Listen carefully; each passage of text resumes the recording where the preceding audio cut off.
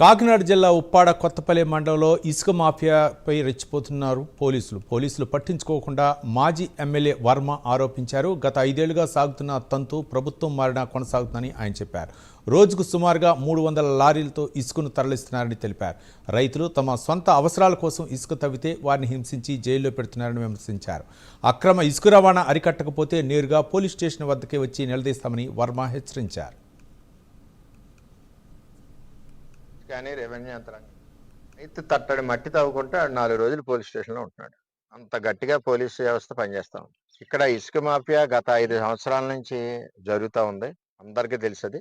మరలా ఇప్పుడు అదే మాఫియా పార్టీల్లో మార్పులు పార్టీల్లోకి వచ్చి కంటిన్యూ అయిపోతున్నారు. దీని వలన ఏమవుతుందంటే కూటమి ప్రభుత్వానికి చెడ్డ పేరు వస్తుంది. ముఖ్యంగా పిఠాపురం నియోజకవర్గంలో ఒకే ఒక్క చెరువు తవ్వాలి, అది కూడా బట్టీల కోసం అని చెప్పి పవన్ కళ్యాణ్ గారు పర్మిషన్ ఇచ్చింది ఒకే ఒక చెరువుకి. అంటే అంత నిబద్ధతతో పనిచేస్తుంది కూటమి. ఇక్కడ తెలుగుదేశం అవునండి, జనసేన అవునండి, బీజేపీ అవునండి. ఈవేళ వాళ్ళు మారిన ముసుగులో ఇక్కడ రోజుకి 200-300 లారీ ఇక్కడ నుంచి ట్రాన్స్పోర్ట్ వెళ్ళిపోతా ఉంది.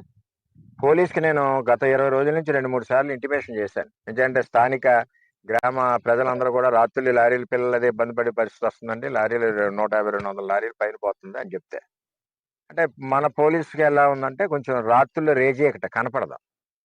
ఆ గ్లాసెస్ అయ్యి మరి కల్పించాలి. ఇంకేదంటే కనపడలేదంటే వాళ్ళకి కావాల్సింది వస్తున్నట్లు లెక్క పోలీస్ వ్యవస్థ. పవన్ కళ్యాణ్ గారు కూడా చెప్పారు, ఇప్పుడు వ్యవస్థ మారాలి పోలీస్ వ్యవస్థ అని ఆయన కూడా చెప్పారు. చెప్పే కూడా వీళ్ళకి అసలు భయం భక్తిగా రెండు కూడా లేవు.